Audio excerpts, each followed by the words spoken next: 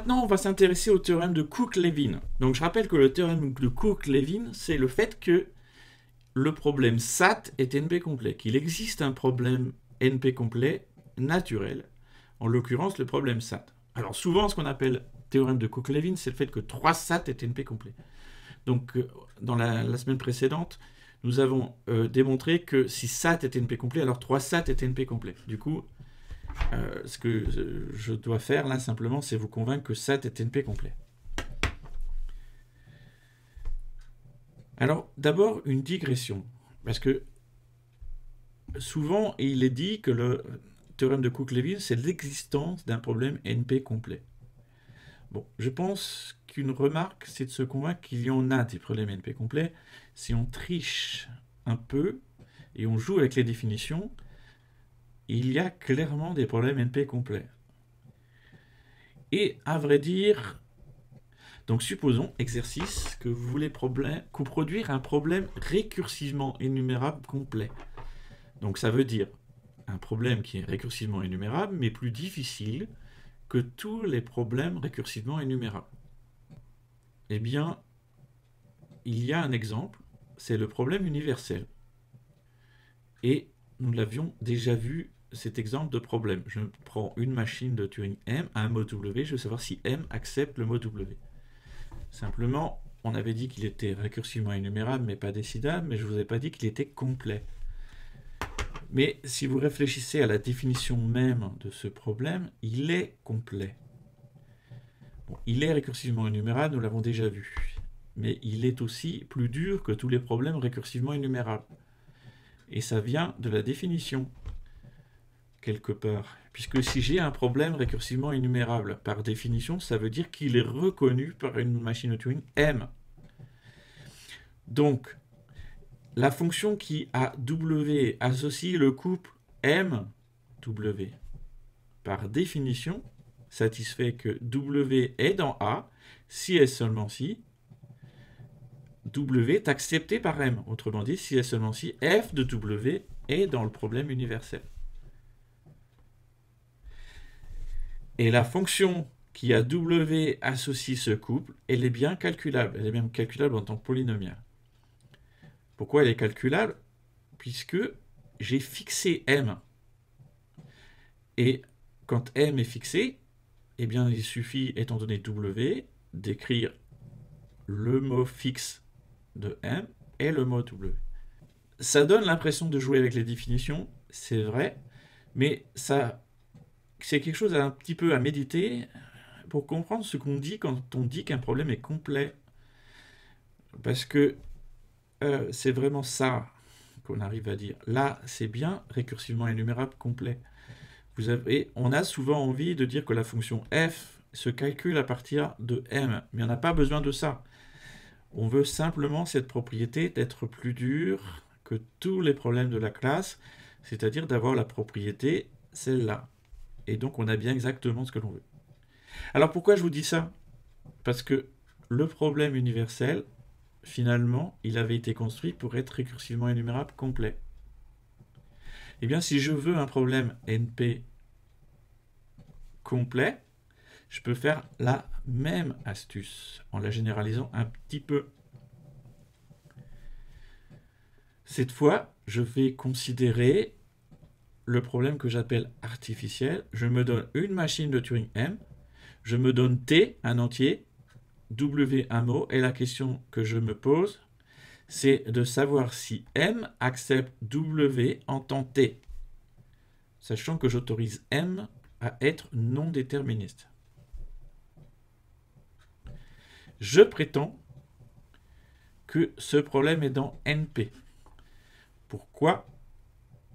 Parce que, étant donné M, T, W, la donnée de la suite des choix non déterministes faits par la machine constitue un certificat vérifiable en temps polynomial.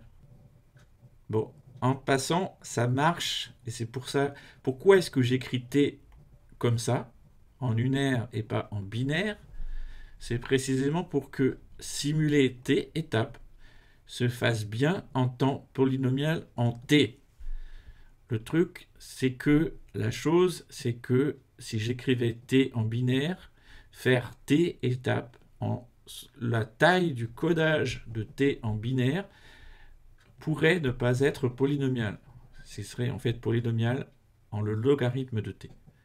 Bon, c'est pas très important, mais ce t en unaire, c'est pour garantir que c'est bien dans NP. Mais ce qui m'intéresse, c'est aussi de vous dire que ce problème-là, qui a copié l'idée du problème universel, c'est un problème qui est clairement aussi NP difficile, donc du coup NP complet. Par définition, puisque si j'ai un problème A dans NP, je sais que ça veut dire qu'il est reconnu par une machine de Turing non déterministe M en un temps polynomial, P de n. Eh bien, si je prends la fonction f qui a un mot W associe ce M, ce P de n et ce W, par définition, W est dans A si et seulement si f de W est dans mon problème. Et ma fonction f est bien calculable en temps polynomial. Autrement dit, j'ai bien prouvé que mon problème était NP complet. Remarque, la fonction f qui est utilisée à chaque fois dépend du problème A, donc de la machine de Turing M. Et on a bien le résultat, on a bien seulement besoin de la dépendance de f en W pour avoir ce que l'on cherche à prouver. Donc si ce qu'on veut, c'est simplement se convaincre qu'il existe des problèmes NP complets, en jouant avec les définitions, c'est clair. Mais le vrai intérêt du théorème de Cook-Levin, c'est pas seulement de dire qu'il y en a un, c'est d'en produire un qui soit naturel, c'est-à-dire qui ne revient pas à simplement traduire ou retraduire la définition. En l'occurrence, c'est le problème SAT de la satisfaction des formules. Ceci étant, si vous avez compris cette digression, ce qu'on va faire, c'est simplement faire ça avec du calcul propositionnel. La même idée, mais avec du calcul propositionnel. Si cette digression ne vous a pas inspiré, ce n'est pas grave, on pourrait voir aussi la preuve qui suit comme totalement indépendante. Mais à vrai dire, c'est la même chose, mais simplement écrit avec du calcul propositionnel. La même idée, en tout cas. Donc, je veux prouver que SAT est NP complet. Donc, je ne peux pas utiliser la stratégie habituelle pour prouver qu'un problème est NP complet, ou en particulier NP difficile. Et le problème du théorème de Cook, c'est précisément que c'est la première fois qu'on produit un exemple de problème NP complet. Et donc ce qu'on va faire, c'est de revenir à la définition de la NP complétude. Donc on sait déjà que SAT est dans NP. Donc ce qu'il faut qu'on prouve, c'est que SAT est plus dur que tout problème dans NP. Et on va faire la chose de la façon suivante. Si j'ai un problème A de NP, je sais par définition qu'il a un vérificateur V. L'idée va être de construire une formule propositionnelle que je vais appeler gamma, qui dépend de V et de W et de U, qui code l'existence d'un calcul de V sur l'entrée W pour les choix non déterministes donnés par U. C'est très proche de ce que nous avions fait pour la preuve du théorème de Gödel. En fait, on va coder d'une certaine façon l'existence d'un diagramme espace-temps acceptant, où U est un certificat. Si on observe que la formule gamma qu'on va produire s'obtient bien par un algorithme polynomial à partir de W, on aura prouvé le théorème, puisque nous aurons que W est dans A, si et seulement si il y a un U tel que la formule est vraie, autrement dit, si gamma de V, W et de U est satisfiable. C'est ça qu'on cherche à faire. Donc la seule chose à faire, c'est de se convaincre qu'on peut construire une formule propositionnelle avec cette propriété. Et on va reprendre cette idée de considérer des fenêtres du diagramme espace-temps. Simplement, maintenant, on peut être plus précis que dans la preuve du théorème de Gödel parce qu'on sait des choses sur le temps utilisé. On sait que notre vérificateur fonctionne en temps polynomial, P de n. Et on peut se dire qu'en ce temps-là, ce qui est clair, c'est que la machine va ne pas utiliser plus que 2 fois P de n plus 1 cases de son ruban. Parce qu'elle ne peut pas, à chaque étape, elle se déplace au plus d'une case vers la droite et donc plus d'une case vers la gauche. Donc la partie pertinente du diagramme espace-temps de la machine est de taille 2 fois P de n plus 1 fois P de n. Donc je rappelle que le diagramme espace-temps veut dire que sur la première ligne, j'ai la configuration initiale et la suite des configurations, deuxième, troisième configuration, etc. Donc ce qui est clair, c'est que si je parle de ce diagramme espace-temps, je capture l'essentiel de ce que fait la machine de Turing en temps P de n.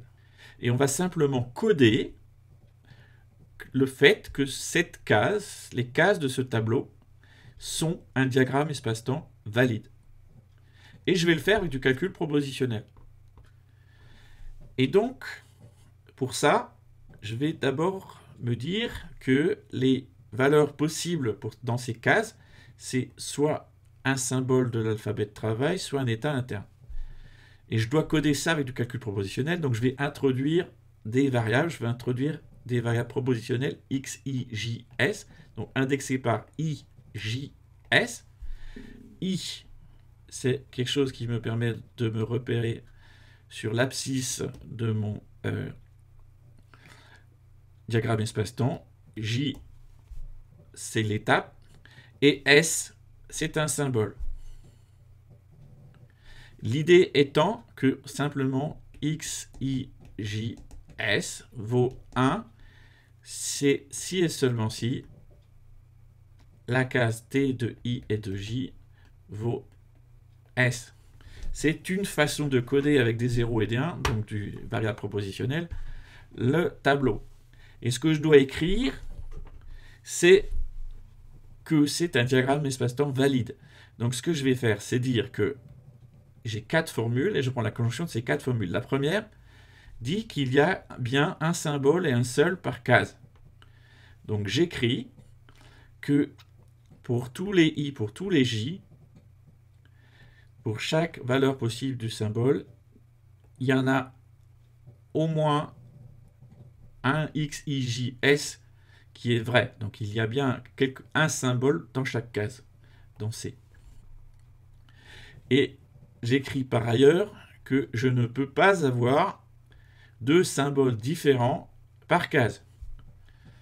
Donc ça me donne une formule qui est assez longue, où j'ai utilisé ici des abréviations évidentes, que ça c'est une conjonction pour tous les S différents de T, et ici une disjonction, etc.